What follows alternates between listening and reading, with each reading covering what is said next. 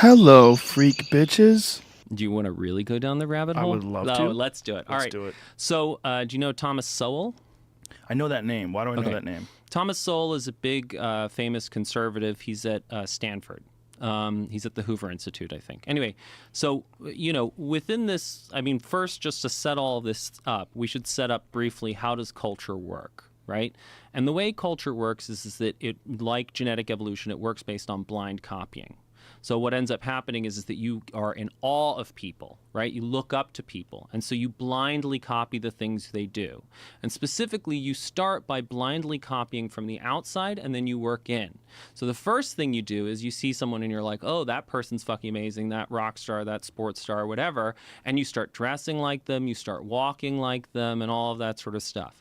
Now, in a hunter-gatherer context, that would be, somebody who is a hunter or is a gatherer. And you're like, man, she finds all the best guavas. How does she do that? And then Ung fucking eats them, right? Fucking Ung again. Yeah. And so, you would like hang out with her. You'd sort of like shimmy up to her. You'd be seeing what she'd be doing. And she's like, oh, okay. She looks for a very particular color of guava. She, squeezes them in a certain way. And over time, you learn what she's doing. And then ultimately, you even learn how she's thinking. But in a large-scale society like ours, I don't meet Michael Jordan. Right? Michael Jordan just becomes this sort of distant person that I idolize. And so advertisers have figured out how to hijack these mechanisms. And they know if you put a burger next to Michael Jordan's face that I'm like, oh, I want to be like Michael Jordan, so I'm going to eat a Big Mac, right? And little children are dumb, and so they blindly copy that. Or, oh, I want to be like James Dean. He has a cigarette in his mouth. I want to blindly copy that. And we don't understand that the burger or the cigarette is not actually the key to being as successful or as cool as or as good at basketball as Michael Jordan or James Dean, right? We don't understand that that's where that comes from. So we have this tendency to blindly copy anything we can. Right? Does that make sense? Yeah. Yeah. And in a mass society, we never work our way in. We never learn the mastery, right? We just sort of remain at this sort of very superficial level. So what that means is that where did this all start? It's a good question. Yeah. Where were you going with this? Well, we're starting at Culture, how culture works? Oh yeah, how culture works. Oh, okay. So now we're going to talk about black people. Okay, Jesus great. Christ. Jesus Christ. So Thomas Sowell Thomas Sowell is a black guy, right? Okay.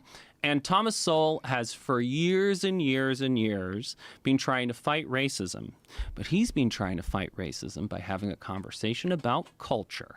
Right. And the fact that there are essentially two different sort of, we're speaking broadly here. Right. But this is for the purposes of communication. We're going to tell a simple story to start off with. Right. So broadly speaking, he puts two different cultures of people with dark skin next to each other. And one culture is these people from the West Indies. And one culture is this group of people who grew up in the South with slavery and all that sort of stuff. Now, what one group, the West Indies group, does really well. So a lot of the successful black people like Colin Powell, are originally from that cultural heritage. The other group is the group that you find in ghettos and African-American communities and all of that sort of stuff. They don't do well, right? They don't get good education. They, shoot each other. There are all these sorts of things. And the reason why Sowell has been telling this story is because he's been trying to say, when liberals look at the people in ghettos, they say, racism. That's why they're not succeeding. And Sowell is saying, no, it's not. Because if you look at this group from the West Indies, they also came from the experience of slavery. There was slavery in the West Indies. They are also black, so they also face racism, and yet they do well. So it has to be something else. And that other thing is the fact that these black people who are in the South, there's always been a big question, were black people robbed of their culture, or did they preserve their authentic African culture? And what Sowell is saying is that they were robbed of their culture, and so they picked up the culture of the people around them, and the people around them were rednecks. And if you look at the white redneck culture and the black redneck culture, they have a lot of the same values. They don't particularly respect education. They love Jesus. They use violence in their conflicts, and they, there's just, a lot of the same values and a lot of the same outcomes. And even Ebonics, which is, black English, is actually all from the west of England. So it's actually this... What? It's from the west of England. So, for example, if you go to places like Cornwall, there used to be this amazing these amazing ads on British TV, right, for this Devon custard or whatever, and they would always say, Devon knows how they make it so creamy, and they all talk like this, right? And so it doesn't sound like Black English, but they do say things like, I be doing that, and we be doing this, and you be doing that, and they be doing that. And so there's that use of that copula be, right, where instead of saying I am, you are, he is, she is, they are, they just say I be, you be, we be, they be, which is the classic feature of Black English, African American vernacular English. Right. Now, the point is that Mind blower. mind blower. Now, let's imagine that. How do you think that Thomas Sowell has been received by liberal America? Not well. Not well. Not well. And so, for example, Sowell has a book called Black Rednecks, White Liberals. Okay? And his whole point is that, if you actually, and, again, like Sowell is, he researches the shit out of this stuff. He really does his work. Now, if you look at the experience of African Americans after slavery, they start to make real progress. Right? And a large part of the reason why they make progress is because you start to get a lot of people from New England, either, black people from New England or white people from New England, who come down and sort of reshape the culture. They create these schools and they're teaching those New England values, right? It's those Puritan values of hard work, tenacity, all of that sort of stuff. And so there's all this progress. And you have people like Booker T. Washington. And Booker T. Washington was an actual slave. And then after he got his freedom, he got to go work in a salt mine, which is literally the worst job ever. And in Booker T. Washington's Up From Slavery, he tells this great story about seeing a schoolhouse, right? And that, he thought that going into a schoolhouse was about as close to heaven on earth as you could get. Whoa. Like, this is a dude who wanted an education really, really badly. And that's a lot of what you find in the, early black experience in, the post-slavery period. And in fact, blacks, before sort of World War II actually had higher rates of marriage than whites, all of these sorts of things that, are now supposedly a problem. And then there's this turnaround, right? The black experience starts to go south, right? It starts to get worse. And what year is this around? This is post-World War II, right? So post-slavery, black people experience a rebounding. They're starting to make some progress. There's ambition. Progress. Yeah. And I mean, if in terms of books to read, like, because a large part of what I'm trying to do in general is really let's move to the place of all people are created equal. Like, let's remove all these stupid distinctions, right, and really live that principle. And the problem is that in order to really live that principle, you need a new narrative that beats slavery. So, it's not, if you go and talk to racists, you can't just say racism is bad. Like, that doesn't destroy racism. Right? What destroys racism is when you make sense of the things that they know, right? They see, people who are violent in the ghettos, or they see crime, or they see a lack of education, or they see that Africa is poor. And you're able to tell a better story that makes sense of the things that they know, but also comes out with the conclusion, oh, we actually all have the same potential. Right. But if you have this issue with people imitating their atmosphere and imitating their environment and this Southern style talk with the Southern redneck influence on the African American slaves, former slaves, how do you stop that and how do you turn that around? Well, in general, for humanity, I mean, this is sort of a big problem for humanity in general, is that there's not a culture alive today that is well suited to the world that we're living in. And that's because, culture is adapted to environment in the same way as any evolutionary thing, right? So, for example, if you look at, let's talk about these hunter-gatherers, right? The Yanomamo or something like that.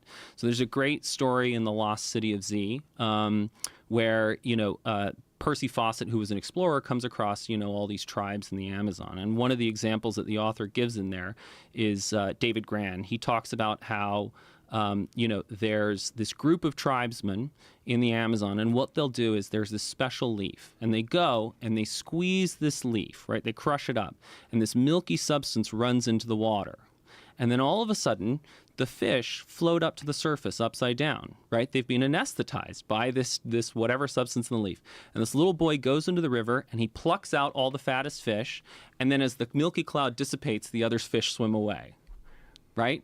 Impressive as fuck, Like, how the fuck do these tribesmen who don't have science, don't have any of these things, figure this thing out? And it's cultural evolution. That's what happens. That's the nature of evolution. That's the nature of markets, because markets are an evolutionary process. You know, intelligent answers and intelligent solutions can emerge from just sort of competing forces. And so all of these cultures are well adapted to a particular environment. So if you like we talked about American culture and we talked about Russian culture selects for pessimism. American culture, because you had to move all the way across the ocean, right? If you've got villages in Italy, Vietnam, whatever it is, who is the person in that village who says, I'm going to go across the ocean to a country I know nothing about and, make a fortune? Right? It's the most optimistic individual. And so it's basically a magnet for all the most optimistic individuals in the world. The analogy I always use is, do you ever see American Tail? The old animated movie from must be the 90s or whatever? Probably. I don't think I saw that. Well, it's about a group of... it was animated? It's animated, yeah. Who made it? I don't know. Trying to remember. It's not Disney. That's it.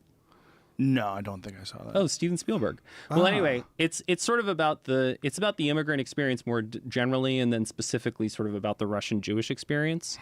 And it's about this family, the Mouskovitzes. And right there on that trunk, there's Fievel Mouskowitz. And Fievel Mouskowitz, in the first part, they're in Russia, and they're all being persecuted by cats, right? Because they're mice. And Fievel Mouskowitz sings a song with all of the other Mouskowitzes called "There Are No Cats in America," right? Which is so much of what the American immigrant experience is about, right? You're like, oh, it's all going to be perfect, land of opportunity, the streets are paved with gold, except in An American Tail, the streets are paved with cheese. American T-A-L. Yeah, exactly. E or T-A-I-L? T-A-I-L. Yeah, T-A-I-L. Tail, like rat right, tail. Exactly. Okay, mouse tail. So these different environments, right? Just as you have different environments select for different beaks or wings or whatever it is, select for different mindsets, different ways of thinking, different cultural traits, right? And what ends up happening is we become well adapted to a particular environment. So what happens to the point of the Lost City of Z is what happened to all of these European explorers who went into the Amazon? Well, a lot of them fucking died. And that's because they're doing things that are well suited to England, like walking around in wool suits and eating cans of chipped beef. But suddenly when you're in the 100-degree heat of the Amazon and there's all these animals you don't understand and you don't know how to use the plants that you squeeze and have the anesthetic in them and all that sort of stuff, you can't survive, right? And what they called in the Lost City of Z, all the explorers, they called it the Amazon a counterfeit paradise. It looked like a paradise. It was so lush, it was so tropical, but they were like, there's nothing to fucking eat.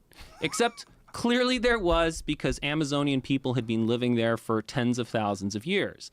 The Westerners didn't have the cultural software that was well suited to surviving in that environment. So how does this translate into African Americans? So, what is the environment that created that southern redneck culture? And the environment, it turns out, is herding, right? So raising sheep, raising goats, and all that sort of stuff. Because most of the people who are in the South originally came from the Scots-Irish. And when you look at herding cultures around the world, they all have certain traits in common, right? So if you're a herder, you have a big, big problem. And that big, big problem is property rights. So if you're a farmer, there are clear boundaries on my land. Now, there are ways you can try and fuck me. You can try and move the boundary stones on my land slowly into your field over.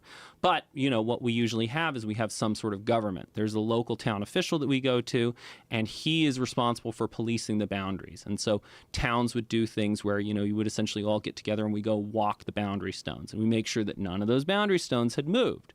So the intuition of people from the North, Puritans, people like that, is if we have a problem, we go to the government. We resolve it through the government, right?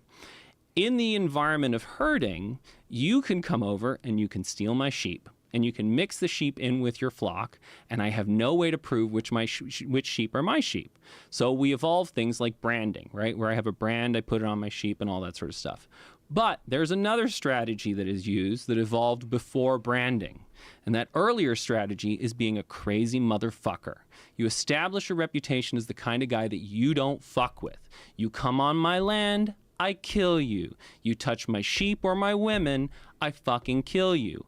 And I use such an aggressive level of violence that that, there is no point in fucking with, I mean, this is not plausible because I'm saying it, but let's imagine a much tougher person. Conor McGregor, for example, is a great example. You don't fuck with Conor McGregor, right? He has a reputation as just being a badass motherfucker who will fuck you up, right? Right. So that's how you keep people off your land. That's right. And if you let's look at a couple of herder cultures. So herder cultures include the Scots-Irish, who are the Rednecks. Herder cultures include the Mongolians, right? The Mongols, notoriously a very gentle, peace-loving people, right? And they include the Bedouins, who are the Arabs, right? Who had camels and all of that sort of stuff. And you'll notice that there is that same use of violence. And mostly they fight amongst themselves. There's this interclan warfare. But periodically a charismatic figure emerges, who unites the clans. So Genghis Khan manages to unite the Mongols. And then what do the Mongols proceed to do? They proceed to go use that aggressive use of violence. They have those horses which allow them to move quickly, right? And they're really effective. And they go and they fuck everybody up, right? Because, the gentle farmers of China aren't prepared for that. And the gentle farmers of Persia aren't prepared for that. What happens with the Arabs? The Arabs are mostly fighting amongst themselves. But then along comes this charismatic figure with a new belief system that unites them, Muhammad. And he unites them, and suddenly they fuck everybody up. And they create this great empire, the Caliphate, right? That spreads all across Central Asia and the Middle East and all across North Africa, right? And in many ways, that is what Donald Trump is. They've been, the rednecks have been fighting amongst themselves for a long time. And then Donald Trump, the Genghis Khan of America, the Muhammad of America, has succeeded in uniting the clans. And, in our time, you don't do it by going out and raping and pillaging. You go and you seize the ballot box and you vote and, you really take back power. And so that's what they've done. But there are certain problems that occur across these herder cultures. So if you're, as a friend of mine who... So you're essentially saying that the South is, that the reason why Donald Trump has been elected is because of the South, because of the herder culture. Well, and it's also, so if you've read Hillbilly Elegy, J.D. Vance's book, no. It's excellent, right? But he's really talking about this hillbilly culture.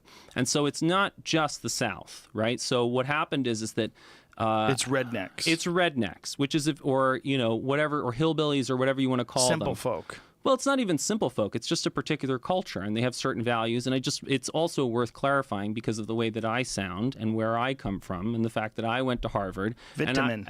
And vitamin. Then that I'm not a part of that tribe. That Americans owe a tremendous debt to the hillbilly culture, and that tremendous debt is that overwhelmingly they are the people who have served in the military, and they are overwhelmingly the people who have fought our wars and bled and died and all of that sort of stuff. And that's not a stuff that I may sound like a liberal, but I don't really sit in either of those cultures, right? I can critique the liberal culture and I can critique the hillbilly culture, right? And, white liberals, the whole reason why I started this thing off is because white liberals have their own weird things that are dysfunctional and that aren't helping black people and all that stuff. If you just wore a bow tie, people would think you were conservative. That's all you have to do. Well, then there you go. Or maybe have a detachable bow tie. A bolo tie, 100%. Actually, I would like to do that. I like the Texan culture. You're a rancher. It's a rancher. You have a little piece of jade right there. Do you mean pull a George W. Bush, be from Connecticut, but dressed like a cowboy? He was from Maine. Yeah, Even more crazy.